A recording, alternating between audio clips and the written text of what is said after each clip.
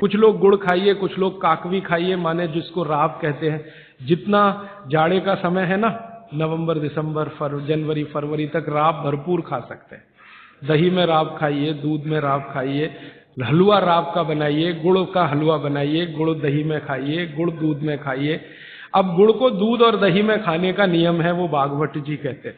वो कहते हैं जी दही में मिला के गुड़ खाया जाए, दही में मिला के गुड़ खाइए, दूध में गुड़ कभी मत मिलाइए, दूध में गुड़ कभी मत मिलाइए, दही में मिला के खाइए। तो दूध में कैसे खाएंगे जी?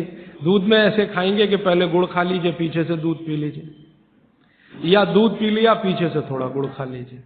दूध में गुड़ मिला नहीं सकते, और दही में कभी भी बिना मिलाए मत खाइए।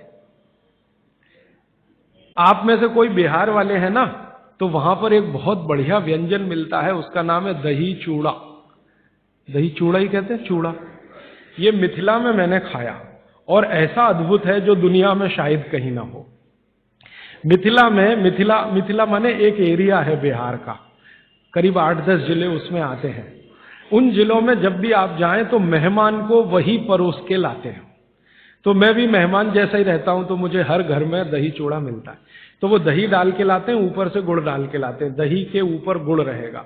तो मैंने कई बार कहा कि अलग प्लेट में गुड़ ले आओ, तो वो कहते नहीं नहीं, आपको फिर खाना नहीं आता दही चूड़ा। तो पहले मुझे सच में नहीं मालूम था। अब जब ये मुझे पता चला भागवत चिकित्सा का, तब मेरी अकल में आया कि वो सब भागवत के चेले हैं, दही में गुड़ मिला के पहले से ही चिवड़ा पे रख के लाते। तो दही में गुड़ मिला के ही खाइए। अगर आप दही खा रहे हैं तो गुड़ मिला के ही खाइए, तो दही के कई दोष जो आपके लिए अनुकूल नहीं है वो भी खत्म हो जाते हैं। और दूध में गुड़ कभी भी मत मिलाइए। एक जगह तो वो ये कहते हैं कि दूध खाली पी लीजिए, गुड़ आगे पीछे खा लीजिए, वो ज्यादा बेहतर है। तो गुड़ खाइए, मेरा कहने का मतलब ये है। अब गुड़ के कितने प्रिपरेशन है हमारे घर में? गुड़ का तिल का प्रिपरेशन एक है, तिल पट्टी कहते हैं, गजक, गजक। तो भरपूर गजक खाइए। क्यों खाइए जी? तिल है और गुड़ है। गुड़ में जो केमिकल है ऑर्गेनिक, तिल में लगभग वही सब है जो गुड़ में है।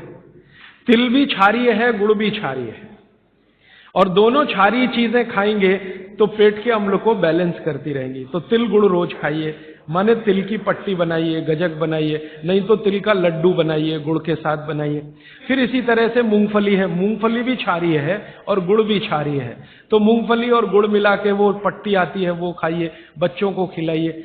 और आपके पास जो भी प्रिपरेशन है गुड़ तिल के, गुड़ मूंगफली के, वो सब बनाइए। और ये जो 3-4 महीने हैं, नवंबर, दिसंबर, जनवरी, फरवरी तक भरपेट खाइए, भरपूर खाइए, क्योंकि इस समय आपके शरीर को इन्हीं की जरूरत है। तो कफ जिंदगी से बहुत दूर रहेगा। तिल खा रहे हैं, गुड़ खा रहे हैं, मूंगफली खा रहे हैं, कफ बढ़ने की बिल्कुल संभावना नहीं।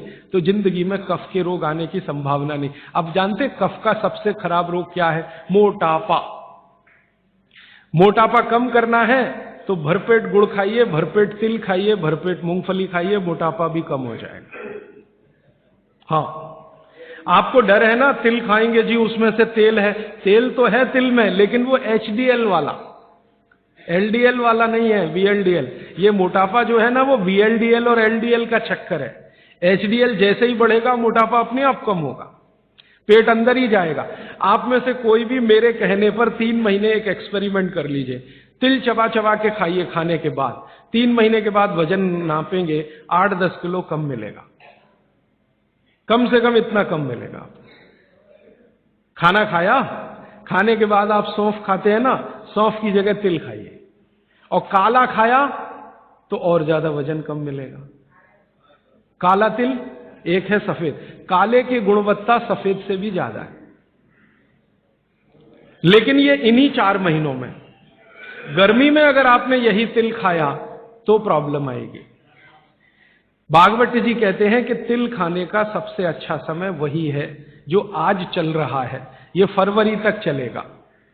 तो फरवरी तक, और कभी बहुत ज्यादा लिबरल हो तो होली के दिन तक वो कहते हैं तिल खाने का समय है। होली होते ही तिल कम करिए या खत्म करिए। फिर कुछ और चीज आएगी, वो क्या आएगी वो मैं बता दूं। लेकिन आप ये करके देख लीजिए, 4 चीजों को ज्यादा उपयोग आप करेंगे, वजन आपका कम होता जाएगा, पेट का अम्ल कम होता जाएगा, घुटनों के अंदर का जो कई बार कहते हैं ना डॉक्टर यूरिक एसिड जमा हो गया जी, यूरिक एसिड क्या है? अम्ल ही तो है। तो ये यूरिक एसिड आपको कम करना है, तो गांठ के सब जो माने जोड़ों के दर्द आपको कम करने हैं, तो इनके लिए ये सब चिकित्सा बताई है। तिल है, गुड़ है, और मैंने एक चीज बोली थी कि अगर आप जैन नहीं हैं तो शहद है। शहद में भागवत जी कहते हैं छोटी मधुमक्खी का शहद, बड़ी का नहीं। तो शहद लाएं तो उसको पूछ लीजिए।